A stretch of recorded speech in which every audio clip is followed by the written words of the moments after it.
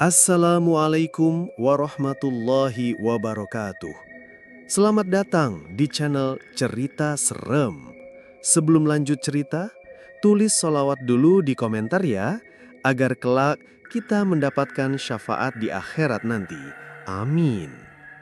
Di sebuah kota kecil yang tenang di lereng Gunung Merbabu, hidup seorang wanita tua yang selama ini hanya dikenal sebagai pembantu rumah tangga.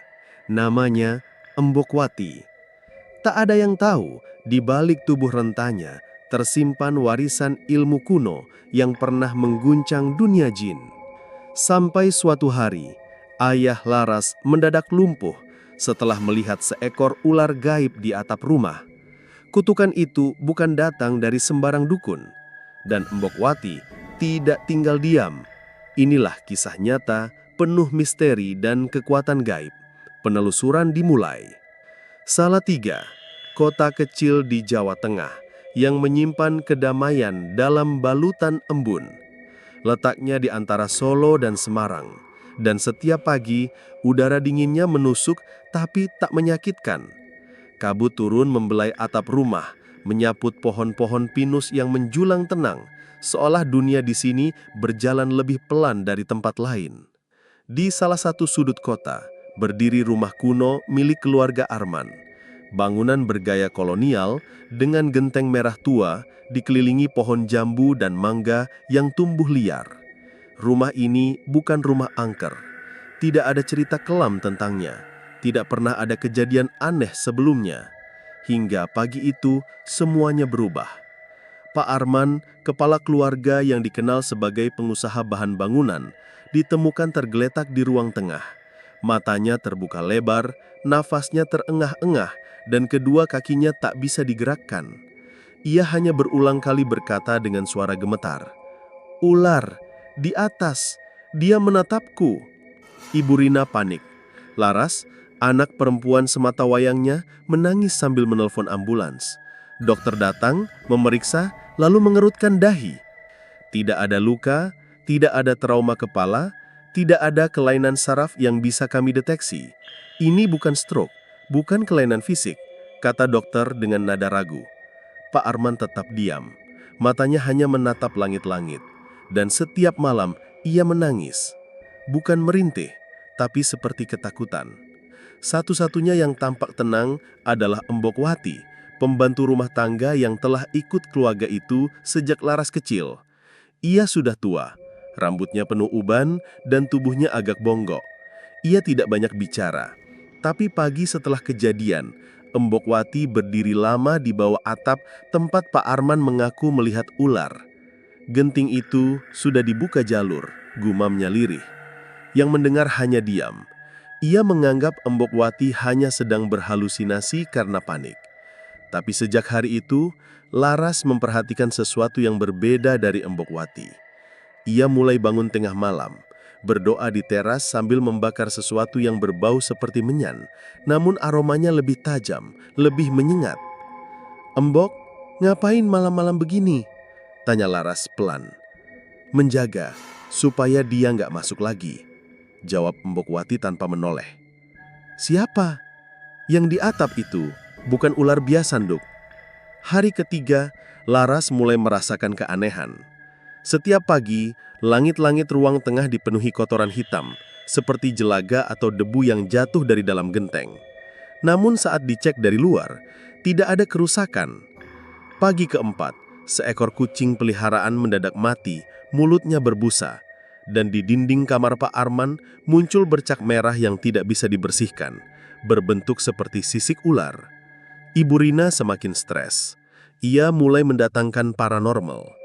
Seorang dukun muda dari Magelang datang dan menggelar upacara kecil. Tapi usai ritual ia muntah darah dan buru-buru pergi dengan wajah pucat. Ia hanya sempat berbisik, "Ini bukan kiriman biasa. Ini kiriman orang yang dendam. Dari tempat tinggi." Embokwati hanya menggeleng saat mendengar ucapan itu. Dia bukan sekedar dukun. Dia utusan, dan yang mengutus tahu saya masih hidup. Malam kelima, Laras tidak bisa tidur. Ia duduk di ruang makan, memperhatikan Embok-Wati yang memegang sebuah gulungan kain putih. Saat dibuka, di dalamnya ada sebuah tongkat kayu hitam dengan ukiran aneh di permukaannya. Embok-Wati menatap Laras dengan mata sayu. "Kamu sudah besar, dan kamu berhak tahu. Keluarga ayahmu sedang jadi korban karena menyembunyikan saya." Laras bingung. "Menyembunyikan?" Embok-Wati lalu bercerita. Dahulu, ia adalah murid dari Mbah Kalim, seorang penjaga garis putih di lereng Merbabu. Ia ditugaskan untuk menjaga keseimbangan antara dunia manusia dan dunia gaib. Namun 20 tahun lalu, terjadi perebutan kekuasaan antar aliran ilmu hitam. Seorang dukun sakti dari Gunung Lau bernama Ki Jagaraga mengirim utusan gaib untuk membunuh semua penerus garis putih. Embok-Wati berhasil lolos, bersembunyi sebagai pembantu rumah tangga di keluarga Arman. Saya kira mereka sudah lupa. Tapi begitu saya tahu, ular itu datang lewat atap, saya tahu Ki Jagaraga masih hidup dan dia tahu saya di sini. Laras terdiam. Ini semua terdengar seperti dongeng gila, tapi kenyataan di depan matanya tidak bisa disangkal. Ayahnya lumpuh tanpa sebab, ular yang tidak pernah ditemukan, suara dari genteng setiap malam, dan malam ini, dari arah dapur, terdengar suara pelan, des, panjang, yang seperti berbisik di elingnya. Embok-Wati berdiri. Ia menggulung tongkatnya kembali, lalu berkata, "Kita harus ke gunung, sebelum dia mengirim lebih dari itu." Laras mengikuti Embok-Wati keluar rumah. Kabut pagi masih tebal meski jam sudah menunjukkan pukul 6.00. Jalanan kota Salatiga tampak seperti kota hantu.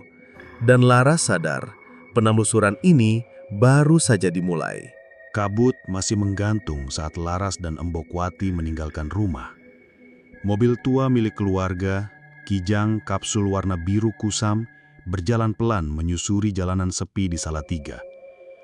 Embok-Wati duduk di kursi depan, diam menatap keluar jendela.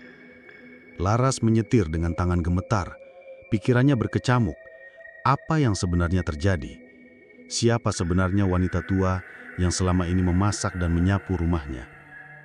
Setelah hampir 1 jam berkendara, mereka berhenti di pinggiran desa Getasan. Langit mulai cerah, tapi hawa masih menusuk. Di ujung jalan setapak, terlihat pohon beringin tua berdiri tegak, dikelilingi ilalang tinggi dan sunyi yang mencekam. "Turun di sini, Nduk," ujar Embok-Wati pelan. "Sisanya kita jalan kaki." Tanpa banyak tanya, Laras mengikuti. Mereka menyusuri jalan setapak yang jarang dilalui manusia. Semak liar menggores kulit. Hanya suara dedaunan dan gemertak ranting kering di bawah kaki. Tak lama, mereka tiba di sebuah tanah lapang di bawah lereng Gunung Merbabu, tempat yang oleh warga sekitar disebut Pangonan Lemah Peteng, padang tanah gelap. Di tengah tanah lapang itu ada batu datar besar.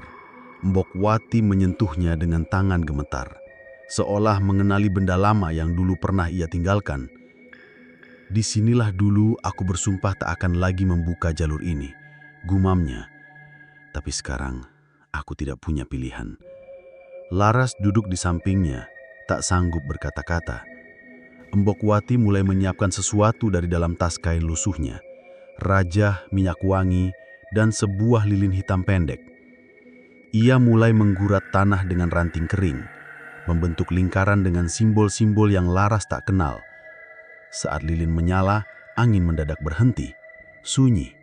Tak ada suara burung, tak ada desir. Dan kemudian muncul bau busuk yang tajam, seperti daging busuk bercampur belerang. Tanah di depan mereka bergetar pelan, lilin padam sendiri. Embok-Wati menunduk. Dia tahu kita datang. Tiba-tiba, dari balik semak muncul seekor ular besar, panjangnya lebih dari 2 meter, kulitnya hitam mengkilap seperti oli. Matanya kuning menyala. Tapi ular itu tidak menyentuh mereka. Ia hanya berputar-putar di sekitar lingkaran tanah, lalu menghilang seperti kabut. Tidak merayap pergi, tapi benar-benar menghilang. Ular itu bukan hewan, Nduk. Dia jin pendamping yang dikirim untuk mengikat jiwa ayahmu. Selama jin itu belum diusir dari ranah ini, tubuh ayahmu akan terus membeku. Laras menatap Embokwati dengan campuran takut dan kagum. Lalu kita harus apa? Embokwati mengambil segenggam tanah dan menggenggamnya erat. Kita harus temui guruku. Dia satu-satunya yang tahu cara memotong jalur kiriman dari Gunung Lau. Perjalanan berlanjut menuju sebuah dusun di kaki merbabu. Dusun tua bernama Ngasinan. Hanya sedikit rumah berdiri, semuanya dari kayu jati dan tampak kosong. Mereka tiba di rumah panggung dengan pintu berukir doa kuno. Embokwati mengetuk 3 kali. Pintu dibuka oleh seorang pria renta dengan mata putih nyaris buta. Tapi dari sorot wajahnya, ia tampak tahu lebih banyak dari manusia biasa. Dia adalah Mbah Kalim, guru spiritual Embokwati. "Kau kembali, Wati," ujarnya lirih. "Ki Jagaraga kembali menyerang," jawab Embokwati. Mbah Kalim menghela napas dalam. "Kupikir dia sudah lenyap dalam pertapaan terakhirnya. Tapi rupanya dendamnya belum padam. Dan sekarang dia menumbalkan darah baru." Laras mendengarkan percakapan itu seperti sedang menyaksikan pertarungan tua yang selama ini tersembunyi di balik dunia nyata. Ia duduk di serambi rumah, sementara Mbah Kalim membuka kitab kuno dan menggambar jalur-jalur energi di atas kertas lontar. "Dengar baik-baik, Laras. Ilmu hitam dari Gunung Lau bukan sekedar kiriman santet. Mereka membuka jalur, semacam lorong gaib yang hanya bisa diputus oleh orang yang memiliki garis darah pelindung. Ayahmu bukan sasarannya, tapi kamu. Aku? Darahmu, campuran darah putih dan darah manusia biasa. Itu sebabnya kamu belum tersentuh. Tapi Ki Jagaraga akan datang sendiri jika utusannya gagal. Dan ketika itu terjadi, tidak ada tempat aman lagi." Malam itu mereka menginap di rumah Mbah Kalim.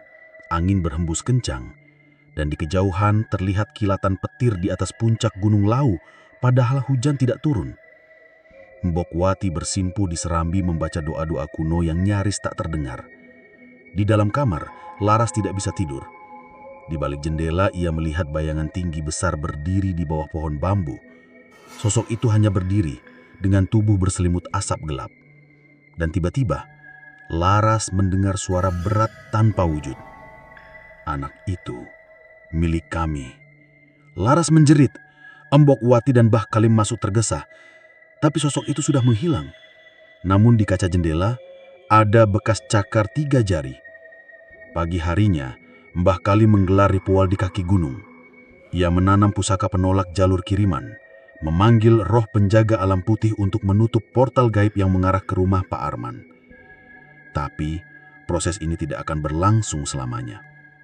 Kita hanya punya 7 hari sebelum Ki Jagaraga datang sendiri. Gunung Lau tidak akan diam. Dan jika mereka membuka jalur langsung dari puncak, darah akan tumpah. Embokwati mengangguk. Ia tahu pertarungan besar akan segera datang. Dan Laras, yang semula hanya anak biasa, sekarang ditunjuk jadi penerus jalur pelindung.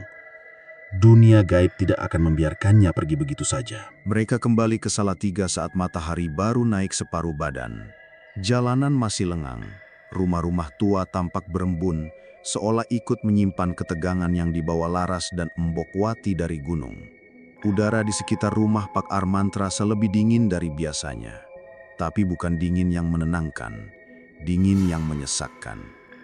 Ketika pintu rumah dibuka, aroma wangi melati langsung menyeruak, terlalu kuat, menusuk hingga ke tenggorokan. Laras tahu, tak ada bunga yang mereka simpan di rumah. Embokwati berhenti di ambang pintu. Dia sudah masuk. Di ruang tengah, Pak Arman masih terbaring di ranjang khusus yang disiapkan. Tubuhnya kaku. Tapi kali ini ada bekas goresan di lehernya. 3 garis lurus seperti cakaran. Anehnya tidak berdarah, tapi kulitnya membiru kehitaman. Jin penjaga jalur sudah menandai tubuhnya, bisik Embokwati. Burina hanya bisa menangis, memegangi tangan suaminya yang dingin seperti es. Laras tak sanggup menatap wajah ayahnya lama-lama. Matanya masih terbuka, menatap kosong ke langit-langit. Dan malam itu, Laras baru menyadari, ia menatap sesuatu. Langit-langit ruang tengah mulai tampak aneh. Catnya mengelupas. Di salah satu sisi plafon, muncul bercak hitam yang terus membesar, seperti jamur. Tapi saat Mbokwati menggoresnya dengan kayu, lapisan itu tidak seperti cat, lebih seperti kulit binatang. Hari kedua setelah kembali dari gunung, suara deri kembali terdengar dari atap. Tapi kini lebih keras, seperti seseorang menyeret rantai besi di atas genteng. Malam pukul 2.33 malam, Laras terbangun karena bunyi itu. Ia mencoba menahan diri untuk tidak panik, tapi saat ia keluar kamar dan menengok ke langit-langit, ia melihat bayangan panjang merayap pelan, seolah seekor ular raksasa tengah mengelilingi rumah dari atas plafon. Laras berlari ke kamar Mbokwati, tapi kamar itu kosong. Di teras rumah, Mbokwati tengah bersila, matanya tertutup. Di depannya, 4 lilin menyala membentuk segi 4, dan asap dupa mengepul dari sebuah wadah tanah liat. "Aku tahu kamu melihatnya," ujar Mbokwati tanpa membuka mata. Dia sudah turun dari Gunung Lau. Yang datang semalam bukan jin penjaga, tapi jin eksekutor yang diturunkan untuk mengambil nyawa. Laras menggigil. "Kita harus pergi dari rumah ini, Mbok. Tak ada gunanya. Ini bukan rumahmu lagi. Ini medan perang." Hari ketiga, pertanda semakin nyata. Seekor burung gagak mati di halaman. Matanya tercongkel, dan di sekitarnya ada bekas bakaran kecil berbentuk segitiga. Di dapur, pintu lemari terbuka sendiri. Minyak goreng tumpah, tapi bekasnya membentuk pola seperti rajah kuno. Bahkan senter ponsel Laras hanya menyala jika diarahkan ke arah barat.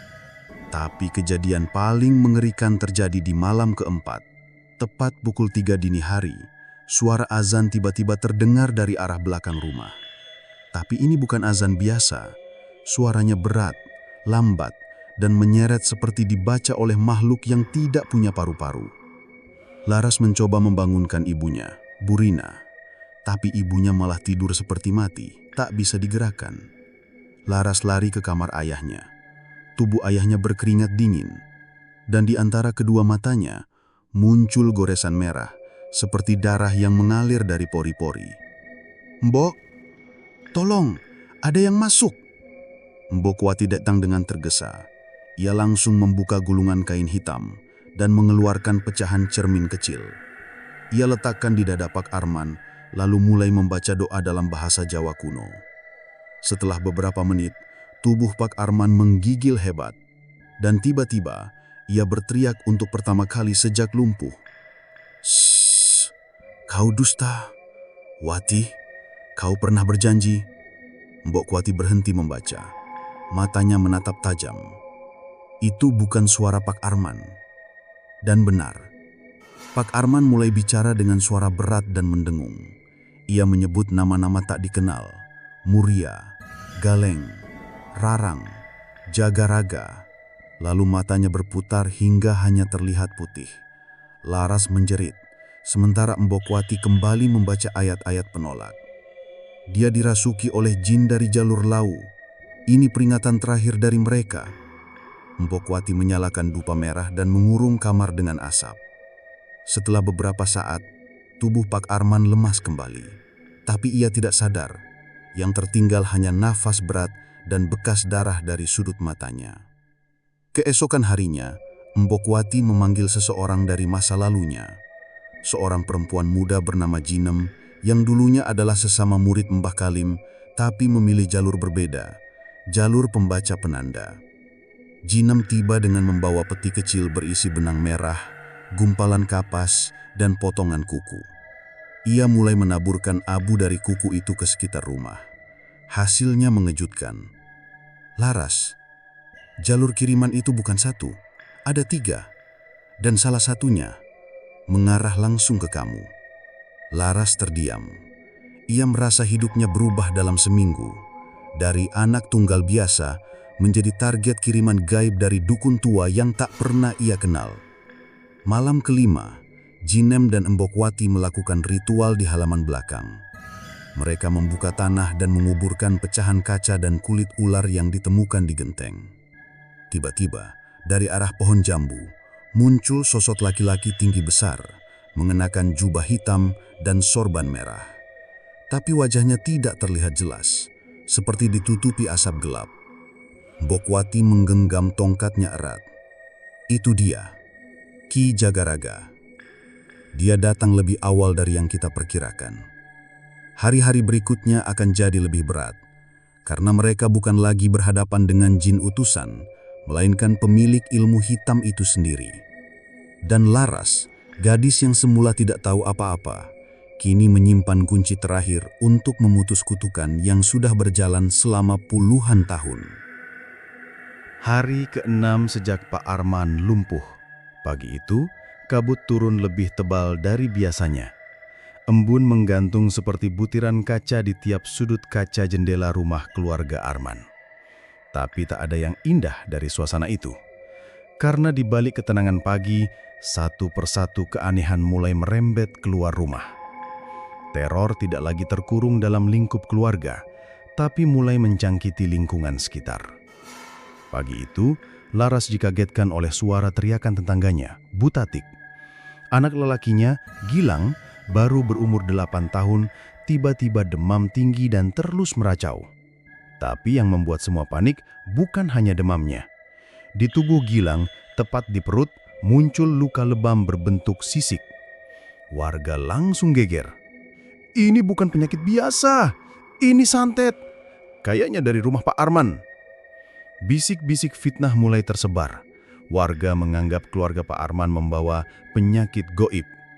Tapi tak ada yang berani mendekat kecuali satu orang, yaitu Pak Rustam, tetangga yang dikenal sering main keris dan menyimpan benda pusaka. Pak Rustam datang malam harinya membawa air putih dalam kendi kecil dan daun kelor. Ia meminta izin melakukan pemagaran energi dari luar rumah. Mbok Wati mengizinkan, tapi ia hanya berkata pelan, "Jangan sampai kamu buka jalur tanpa izin." Pak Rustam menyeringai, "Tenang Mbok Wati, saya ini juga belajar dari guru di Temanggung." Malam itu, Pak Rustam mengelilingi rumah Pak Arman, membaca doa-doa dan menabur garam, lalu menyematkan paku di tiap pojokan halaman. Namun, menjelang tengah malam, suara jeritan terdengar dari rumah Pak Rustam sendiri. Warga menemukan Pak Rustam tergeletak dengan mata membelalak, lidah menjulur, dan kedua tangan mencakar lantai hingga berdarah. Tak ada luka luar, tapi kakinya menghitam dari lutut ke bawah, seolah darah berhenti mengalir. Dan di pojok rumahnya tertulis satu kalimat dengan darah, "Yang bukan bagian dari perjanjian, jangan ikut campur." Berita ini menyebar cepat. Warga mulai menjauh, warung tutup lebih awal, anak-anak dilarang keluar rumah. Bahkan masjid setempat mulai sepi karena orang takut melintas di depan rumah Pak Arman. Satu-satunya yang tetap datang adalah Jinem, wanita muda yang ikut membantu Mbok Wati dari jalur putih. Ini yang ditakutkan. Ki Jagaraga mulai menyebar jalur kabut. Jalur kabut? Itu cara mereka menyebar energi negatif ke lingkungan, biar warga menjauh, supaya kamu dan keluargamu terisolasi. Laras mulai merasakan tekanan batin. Ia merasa seperti racun bagi lingkungannya. Semua teman sekolahnya berhenti menghubunginya. Bahkan guru tempatnya mengajar les membatalkan kelas. Mereka semua menjauh karena takut. "Tapi kamu tetap di sini," ucap Laras kepada Mbok Wati. Mbok Wati mensenyum pelan. "Karena yang paling takut bukan mereka, tapi para dukun itu. Mereka takut kamu sadar siapa dirimu sebenarnya." Malam ke-7, kejadian aneh meningkat drastis.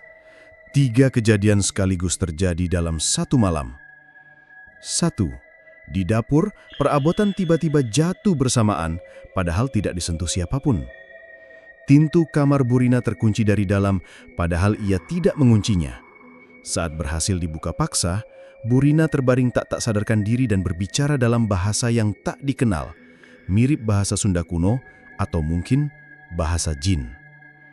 Di cermin kamar Laras muncul pantulan ular besar melingkar di langit-langit, padahal saat ia menengok langsung, tidak ada apapun di sana.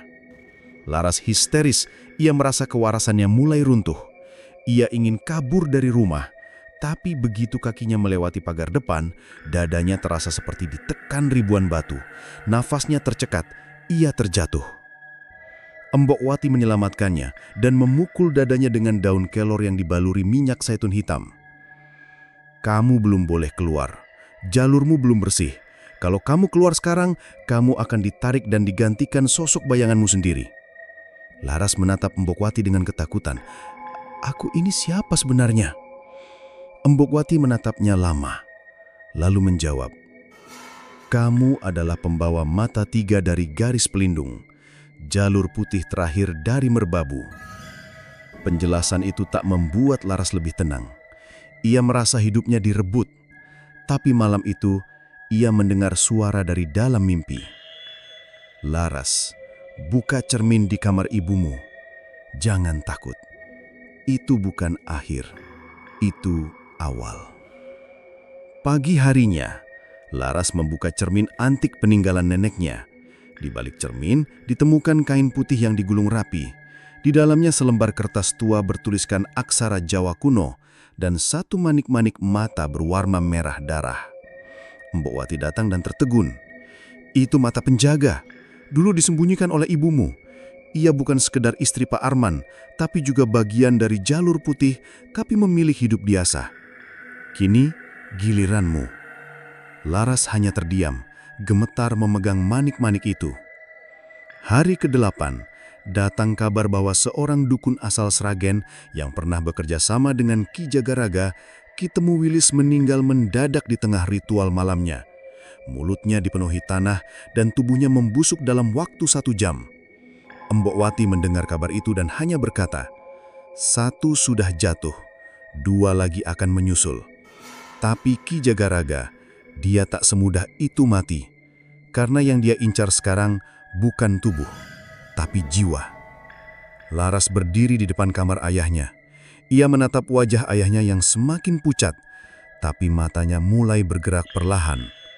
Pak Arman membuka mata, dan dari bibirnya keluar satu kalimat lirih. "Jagalah pintu. Jangan biarkan dia masuk lewat kamu." Pagi ke-9. Langit Salatiga diselimuti mendung berat meski belum musim hujan.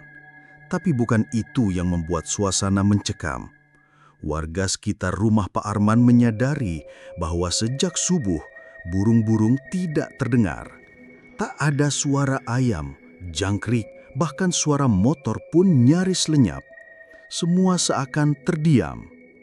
Embok Wati sudah bersiap sejak malam sebelumnya. Ia mengenakan kain jarik tua berwarna kelam, mengenakan selendang rajah warisan gurunya, dan menaruh manik-manik merah mata penjaga di dalam wadah tembaga berisi air bunga setaman. "Dia akan datang hari ini," ucapnya datar kepada Laras. Jagaraga tidak lagi mengirim utusan, dia datang sendiri. Laras hanya mampu mengangguk. Ia sudah terlalu banyak menyaksikan hal-hal yang tak bisa dijelaskan dengan logika. Ia pun tak lagi meragukan ucapan Embok Wati. Apalagi semalam, ia menyaksikan dengan mata kepala sendiri saat cermin di kamar ibunya pecah sendiri menjadi 7 bagian, dan dari setiap retakan muncul asap hitam sebelum perlahan lenyap. Jam menunjukkan pukul 10 pagi. Tiba-tiba, suhu di dalam rumah turun drastis. Napas Laras terlihat seperti kabut. Lampu mulai berkedip. TV menyala sendiri, memunculkan bayangan hitam di layar meski tidak menampilkan saluran apapun. Di ruang tengah, Pak Arman yang sebelumnya koma kembali menggigil hebat. Dari dadanya keluar asap tipis berbau menyengat. "Ini saatnya," gumam Embok Wati. Ia berdiri di tengah ruang tamu, menggambar simbol pagar gaib di lantai menggunakan air dari mata penjaga. Sementara itu, Jinem dan 2 pembantu spiritual lainnya, Mang Tejo dan Mbah Kirno, berdiri membentuk segitiga pelindung di halaman depan. Semuanya diam, menunggu. Lalu, udara pecah oleh satu suara. Bukan teriakan, bukan derap langkah, Tapi suara gelak tawa rendah dan panjang, seperti dari dalam perut bumi. Wati, Wati, sembunyi puluhan tahun dan masih juga melindungi anak manusia. Suara itu datang tanpa bentuk, tapi lalu dari arah selatan, jalan tanah mendadak retak perlahan. Awan bergulung turun mendekat ke rumah, dan dari dalam kabut itu muncul satu sosok berjubah hitam panjang, tinggi, wajahnya ditutupi topeng kayu dengan ukiran ular melilit. Ki Jagaraga. Laras menatap sosok itu dengan jantung berdetak liar. Tubuhnya seperti membeku. Suara seakan lenyap dari dunia. Bahkan detak jam dinding pun tak terdengar. Ki Jagaraga melangkah pelan, tapi tiap langkahnya membuat rumput mati dan ubin halaman retak. Mbok Wati berdiri di ambang pintu, memegang tongkat kayu hitamnya yang mulai bergetar. "Aku tidak takut padamu, Jagaraga," ucapnya dengan suara serak. Ki Jagaraga tidak menjawab. Ia hanya mengangkat tangannya, dan seketika petir menyambar langsung ke atap rumah Pak Arman, memicu kobaran api kecil yang langsung padam sendiri oleh embun. Tapi bukan itu yang membuat Laras menjerit. Dari atap yang retak, keluar ular besar berwarna putih. Matanya merah menyala, melilit tiang teras, lalu melompat ke arah Laras. Namun sebelum ular itu menyentuh tubuhnya, sinar merah dari mata penjaga menghentikannya di udara. Ular itu melayang tanpa bisa mendekat, lalu menghilang menjadi abu. "Dia bukan hanya dukun, Laras," kata Mbok Wati. "Dia separuh manusia, separuh makhluk gaib. Saat muda, dia bertapa selama 99 malam di puncak Gunung Lawu dan menjual setengah jiwanya." Ki Jagaraga menatap langsung ke arah Laras. Suara beratnya terdengar menggema di seluruh rumah. "Gadis itu harus jadi jalan masukku, jalur putih terakhir, kunci untuk membuka gerbang merbabu yang dulu kalian segel." Mbok Wati berdiri lebih tegak. "Tidak akan kubiarkan. Kau sudah membunuh murid-murid guruku, tapi hari ini kau akan kembali jadi debu." Pertempuran gaib dimulai. Angin berhembus dari segala arah. Daun beterbangan, kaca jendela pecah. Jinem, Mang Tejo dan Mbah Kirno mulai membaca mantra keras-keras. Asap dupa putih membumbung, tapi Ki Jagaraga hanya mengangkat tangannya dan ketiganya terlempar ke belakang, darah keluar dari telinga mereka. Mbok Wati melangkah ke depan, meletakkan mata penjaga di tengah rajah tanah. "Laras, dengarkan, letakkan tanganmu di atas mata itu. Kamu harus mengaktifkan warisan garis putihmu sendiri." Laras menolak. Aku takut." "Kamu harus melawan, karena hanya kamu yang bisa memutus kutukan ke ayahmu. Aku hanya penjaga, kamu adalah kuncinya." Dengan gemetar, Laras berlutut, meletakkan tangannya. Begitu menyentuh wadah tembaga itu, sinar merah menyala ke langit. Tubuh Laras terpental, lalu kembali duduk bersila. Matanya tertutup. Ia mulai mengucap kalimat-kalimat yang bukan berasal dari pikirannya. Sementara itu, Mbok Wati dan Ki Jagaraga saling bertukar serangan tak kasat mata. Ki Jagaraga menembakkan asap hitam seperti anak panah, tapi Mbok Wati memutar tongkat dan memunculkan perisai energi. Satu demi satu mantra saling bertabrakan, memicu getaran tanah di sekitar rumah. Laras mulai menggigil hebat. Di dalam pikirannya, ia dibawa ke ruang gelap dengan ribuan mata menatapnya. Tapi di tengah ruang itu ada satu cahaya kecil seperti janin yang berdenyut. "Ini warisanmu. Ini kekuatan penjaga yang tertidur." Saat Laras menggenggam cahaya itu, Tubuhnya kembali ke kesadaran penuh. Matanya membuka, namun kali ini menyala merah. Mbok Wati menoleh. "Sekarang Laras, kembalikan kutukannya." Laras berdiri, menatap Ki Jagaraga yang mulai melangkah mundur. "Pergilah, atau aku kembalikan jalan yang kau buka selamanya." Ki Jagaraga tertawa, tapi tawa itu berubah menjadi laungan kesakitan saat sinar dari mata penjaga membakar jubah hitamnya. Topeng kayu pecah, dan di balik topeng itu wajahnya bukan manusia, tapi tengkorak yang ditumbuhi daging basah seperti ulat. Ki Jagaraga mengerang, tubuhnya terbelah oleh sinar merah, lalu menghilang menjadi debu hitam yang terbang ke langit. Rumah kembali tenang, angin berhenti, langit cerah kembali. Dan di dalam kamar, Pak Arman membuka matanya pelan-pelan. Ia mengerjap, tangannya bergerak. "Rina, Laras, aku sudah bisa bergerak." Tangis pecah di seluruh rumah. Mbok Wati Sidu lemas di teras. Tongkatnya patah, tapi senyum puas menghiasi wajahnya. "Kita menang hari ini, tapi masih ada yang harus diselesaikan." Hari itu, Salatiga kembali tenang. Tapi bukan tenang yang nyaman, melainkan tenang yang curiga. Tidak ada kejadian gaib malam sebelumnya. Tidak ada suara aneh. Tidak ada ular melata di langit-langit. Bahkan rumah Pak Arman tampak seperti rumah biasa. Ayah Laras bisa duduk, tersenyum, meski masih lemah. Namun Mbok Wati tidak berpuas diri. Ia tahu benar, Ki Jagaraga bukan tipe dukun yang akan musnah hanya karena satu serangan. Ia memang dikalahkan, tapi tidak dimusnahkan. Dan yang lebih parah, cahaya merah yang digunakan Laras kemarin membuka kembali segel yang selama ini ditutup para leluhur mereka.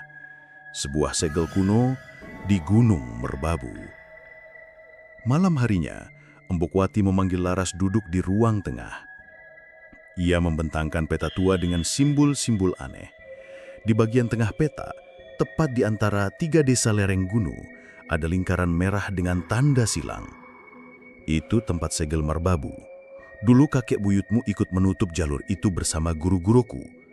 Jalur antara alam manusia dan dunia jin, pusat kekuatan dari perjanjian berdarah ratusan tahun lalu. Laras menggigit bibir. "Lalu kenapa dibuka?" "Karena kamu mengaktifkan mata penjaga dengan penuh tenaga.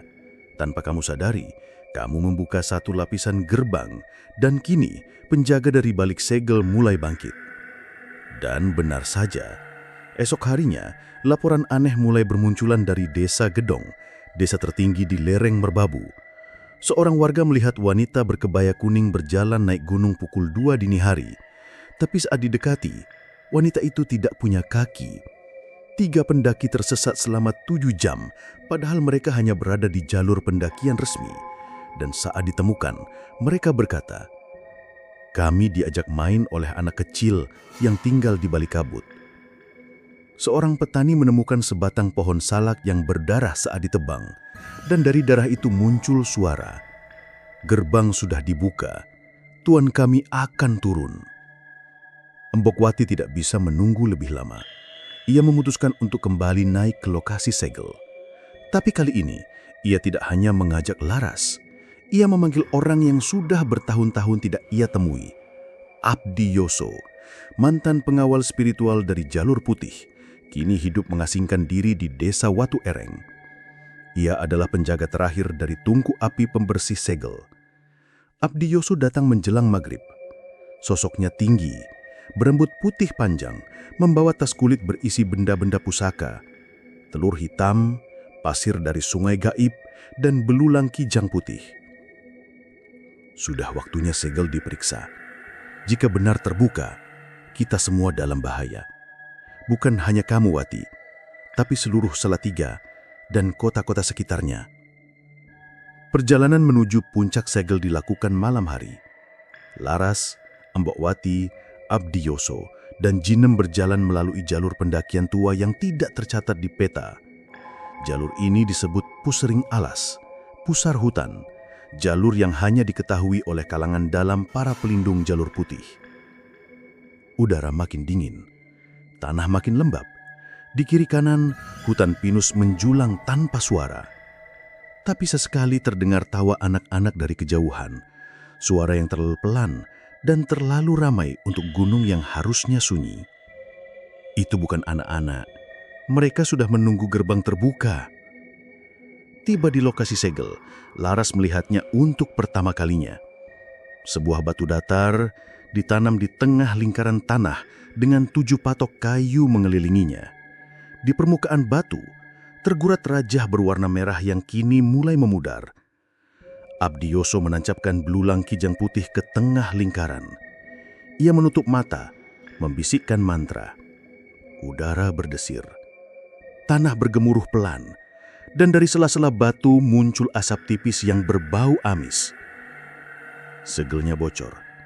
Ada retakan, dan dari retakan itu sesuatu sudah melintas ke dunia manusia. Tiba-tiba, angin berhembus kencang menumbangkan ranting. Suara laulang terdengar dari bawah tanah, dan muncul bayangan tubuh besar dari balik kabut, melayang tanpa kaki, bertanduk dua, dan membawa cambuk dari tulang. Sosok itu menyeringai pada Laras. Suaranya menggema. Keturunan terakhir akhirnya datang juga. Laras terpaku, tapi Embokwati langsung menyiram sosok itu dengan air mata penjaga. Sosok tersebut menjerit dan menghilang, tapi meninggalkan jejak. Tanah di bawah Laras membelah dan mengeluarkan semburat cahaya merah. Kita tidak punya waktu lagi. Segel ini harus diperkuat kembali, tapi hanya bisa dilakukan dengan darahmu, Laras. Darahku? Setetes untuk menutup jalur yang terbuka olehmu sendiri. Tapi kalau kamu menolak, mereka akan datang melalui jalur itu, dan tak akan ada yang bisa menghentikan mereka lagi. Langit di atas lereng merbabu mendadak seperti mangkuk besi raksasa. Kelabu, berat, menekan. Tidak ada bintang, tidak ada suara serangga. Udara membeku seperti kristal. Embokwati berdiri tepat di samping Laras yang masih menatap lingkaran batu segel dengan tubuh gemetar. Sementara itu, Abdiyoso menggali tanah kecil di tengah lingkaran dengan tangan kosong, membuka kembali rongga kecil tempat manik penjaga dahulu pernah disematkan. Segel ini haus, gumamnya. Ia dibangun dengan darah dan hanya bisa diperbaiki dengan darah keturunan jalur putih. Laras berlutut pelan. Apa aku akan mati kalau kulakukan? Embokwati menggeleng pelan. Tidak, tapi jika kamu tidak melakukannya, dunia ini akan kehilangan batas antara manusia dan makhluk halus. Mereka akan berjalan di jalanan kita, makan di meja kita, dan menggantikan wajah-wajah kita. Tidak akan ada yang tahu siapa yang masih manusia dan siapa yang sudah diganti. Abdiyoso menyerahkan pisau kecil dari batu obsidian, tajam dan dingin. Laras menerima benda itu dengan tangan gemetar. Ia menggenggamnya erat, lalu dengan perlahan menggores punggung telapak tangan kirinya. Darah hangat mengalir, menetes ke rongga tanah. Begitu darah menyentuh dasar lubang, cahaya merah membuncah ke langit seperti petir terbalik. Hembusan angin keras menghantam wajah mereka semua. Lalu, dari balik hutan, terdengar suara ribuan lolongan makhluk gaib meraung kesakitan. Mereka tahu gerbang akan ditutup lagi. Namun, pada saat yang sama, sesuatu menolak dari bawah tanah. Tanah di sekitar mereka bergetar. Lingkaran batu segel menggeliat seperti hidup. Asap hitam keluar dari retakan. Tiba-tiba, dari dalam rongga, sebuah tangan besar dan penuh sisik mencuat, mencoba meraih Laras. Laras terpaku, tapi Embokwati langsung menariknya ke belakang dan melemparkan minyak kelor pembakar jin ke dalam lubang. Api menyala dan tangan itu kembali ke dalam disertai jeritan makhluk yang terbakar. Namun, retakan segel belum sepenuhnya tertutup. Dia mencoba keluar, teriak Abdiyoso. Darah Laras saja tidak cukup. Embokwati langsung mengeluarkan manik penjaga merah dari wadahnya. Ia mencelupkannya ke darah Laras lalu menanamnya ke dasar retakan sambil membaca rajah panjang dalam bahasa Jawa kuno. Langit kembali memekat, angin berhenti, dan dalam detik berikutnya, suara ledakan gaib terdengar keras, membuat seluruh hutan seperti terguncang. Tanah menyatu, batu segel bergetar sekali, lalu menyala pelan dengan cahaya merah keemasan. Segel tertutup kembali. Semua terdiam. Laras roboh ke tanah, nafasnya berat. Embokwati memeluknya dari belakang meskipun tubuhnya sendiri lemah dan berdarah. Namun, saat semuanya merasa selesai, bayangan tinggi muncul di ujung hutan. Sosok itu mengenakan jubah kelabu. Wajahnya diselimuti kabut, tapi Laras mengenal aura itu. Ki Jagaraga. Dia belum mati. Bagus, gumamnya dengan suara rendah. Kalian menutupnya, tapi kalian lupa. Darah itu mengikat, dan sekarang Laras terikat langsung dengan penjara bawah tanah merbabu. Embokwati berdiri. Kalau kau masih bernyawa, mari kita akhiri semua ini sekarang. Tapi Ki Jagaraga hanya tertawa. Bukan aku yang akan membunuhmu, Wati. Anak didikku yang akan melakukannya.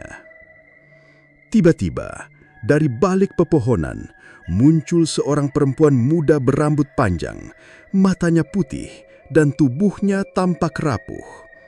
Tapi dari tubuhnya memancar aura kelam.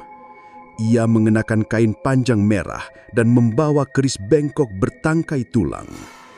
Jinem mundur satu langkah. Itu Sukma Larung, perempuan yang dirasuki oleh jin tua dari Gunung Lawu yang sudah lenyap 11 tahun lalu. Sekarang dia kembali dan ia ingin menggantikan Laras sebagai pelindung segel dengan jalan darah. Laras mencoba berdiri, tapi tubuhnya lemah. Sukma Larung melangkah maju dengan senyum aneh menyeret kerisnya di tanah menimbulkan bekas api kecil di jejaknya. Embokwati berdiri di depan Laras. Tidak, kau tidak akan melewati aku. Tapi Ki Jagaraga hanya melangkah mundur, menghilang ke dalam kabut meninggalkan duel antara dua generasi. Embokwati, penjaga terakhir jalur putih, dan Sukma Larung, pembawa kutukan Gunung Lawu. Pertarungan pun meledak. Sukma Larung mengayunkan keris membelah udara dan memunculkan ular api yang melesat ke arah Laras. Tapi Embokwati memutar tongkatnya dan menghempaskan udara dengan Raja Kelor. Ular terbakar sebelum menyentuh Laras. Abdiyoso melemparkan segenggam garam gunung, membentuk pagar pelindung dari arah utara. Jinen membaca doa penenang ruh mencoba menahan jiwa-jiwa penasaran yang mulai keluar dari sela-sela pohon pinus. Namun Sukma Larung terlalu kuat. Ia menyerang Embokwati langsung, menancapkan keris ke tongkatnya. Tongkat patah dua. Embokwati terpental. Laras jerit, "Embok!" Tapi saat Sukma Larung hendak menusuk Laras, tubuh Laras berpendar merah. Manik penjaga yang semula ditanam di segel menyatu di dadanya. Laras berdiri pelan, matanya kembali menyala. "Jika kau mau menggantikan aku, kau harus jadi penjaga dulu dan hanya aku yang diberi izin." Sukma Larung menyerang, tapi Laras mengangkat tangannya dan cahaya merah membakar sekelilingnya. Sukma Larung menjerit, tubuhnya bergetar, retak, meleleh, lalu hancur menjadi debu. Semua terdiam. Kabut mulai berangsur hilang. Aura kembali normal. Wajah Laras pucat, tapi kini ia berdiri tegak. Embokwati memeluknya dari belakang meskipun tubuhnya sendiri lemah dan berdarah. "Sudah selesai, Embok," bisik Laras. Embok melihat langit. "Belum, Nak. Ki Jagaraga masih hidup dan ia akan membalas. Tapi sekarang kamu sudah menjadi yang terpilih." 3 hari telah berlalu sejak pertempuran terakhir di puncak Pusering Alas.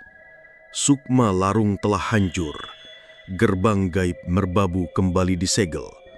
Dan untuk pertama kalinya sejak ayahnya lumpuh, Laras merasa bisa menghela napas panjang. Tapi ia tahu, ini bukan akhir. Ini hanya jeda sebelum badai yang lebih besar. Embokwati dirawat di rumah tua mereka. Tubuhnya melemah, banyak luka batin yang tak bisa disembuhkan hanya dengan jamu atau minyak kelapa. Ia lebih banyak diam, hanya menatap langit-langit rumah, seolah mendengar sesuatu yang tak bisa dijelaskan manusia. "Embok sudah tua," gumamnya suatu malam kepada Laras. "Tenaga gaibku sudah dikuras, sudah saatnya aku pergi." "Jangan bicara begitu," jawab Laras pelan. Tapi Embokwati tersenyum, senyum yang berbeda. Senyum seorang penjaga yang tahu tugasnya sudah selesai. Di seantero Salatiga, kabar tentang kejadian di Puseri Alas tak pernah menyebar secara langsung. Tapi semua warga merasakan. Udara lebih ringan, binatang ternak tidak lagi gelisah, dan pohon waru yang dulu selalu berbunga hitam, tiba-tiba bermekaran merah muda cerah. Namun yang tidak diketahui banyak orang adalah bahwa Laras kini menyimpan mata penjaga di dadanya. Simbol kecil yang hanya akan bersinar jika ada kekuatan jahat mendekat. Ia bukan hanya keturunan jalur putih, tapi kini ia adalah garis terakhir, satu-satunya perisai antara dunia manusia dan kegelapan gaib dari lereng merbabu. Tapi Ki Jagaraga belum mati. Malam keempat setelah penutupan segel, Laras bermimpi. Ia berdiri di tengah sawah, terterpa kabut tipis. Dan dari kabut itu muncul Ki Jagaraga.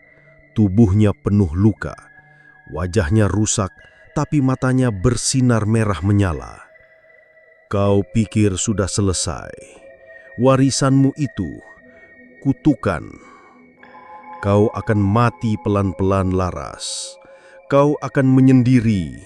Manusia akan meninggalkanmu karena roh-roh akan terus mendatangimu. Kau, jembatan yang tak bisa menutup lagi." Laras hanya berdiri tegak.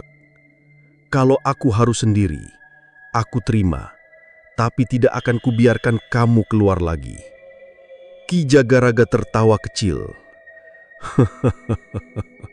"Kita akan bertemu lagi, tapi bukan di tempat ini, bukan di dunia yang sama." Lalu ia lenyap. Esoknya Embokwati memanggil Laras. Suaranya sudah parau. "Laras, kamu harus pergi ke tempat terakhir." "Kemana?" "Ke Sendang Telaga Wesi, tempat aku dulu disucikan. Di sanalah kekuatan jalur putih bisa diwariskan sepenuhnya. Setelah itu, kamu akan melihat semua dengan lebih jelas, termasuk siapa yang mengutuk ayahmu sebenarnya." Laras terdiam. "Maksud Embok, itu bukan ulah Ki Jagaraga." Embok hanya tersenyum. "Pergilah, kebenaran akan menjelma sendiri." Perjalanan ke Telaga Wesi dilakukan Laras seorang diri. Letaknya di batas antara wilayah Salatiga dan Boyolali, tersembunyi di balik perkebunan cengkeh. Tidak ada jalan umum ke sana, hanya jalur tanah yang ditandai dengan batu-batu hitam tua. Setelah 1 jam berjalan, Laras tiba di tepian sendang kecil. Airnya tenang. Di tengahnya ada batu datar berbentuk lingkaran. Dan di sekitarnya bertabur kelopak bunga yang seakan tidak pernah melayu. Laras duduk bersila di atas batu itu, memejamkan mata. Dalam meditasi, ia ditarik ke dalam dimensi antara. Di tempat itu, Laras melihat masa lalu keluarganya. Ibunya, Rena, ternyata juga penjaga jalur putih, tapi memilih mundur karena trauma atas kegagalan menjaga sahabatnya yang tewas akibat kiriman gaib. Ia melihat Pak Arman diserang bukan oleh Ki Jagaraga, tapi oleh seseorang yang sangat dekat. Mbah Karsa, saudara jauh yang sempat tinggal di rumah mereka 10 tahun lalu. Ia cemburu dan penuh dendam karena Pak Arman menolak membantu usahanya yang gagal, lalu memilih jalur gelap dan bekerja sama dengan Ki Jagaraga untuk menjatuhkan keluarganya. Laras menangis. Selama ini, kita diserang dari dalam. Ia membuka mata. Mata penjaga di dadanya bersinar. Saat kembali ke rumah, ia mendapati Mbok Wati sudah tiada. Wajahnya tenang. Di tangan kirinya tergenggam kuat segulung kain merah dan 1 kunci kecil dari tembaga. Laras membukanya. Di dalam kain itu, nama-nama para penjaga jalur putih yang tersisa. Hanya 5 orang. Semuanya sudah tua, tinggal di penjuru pulau.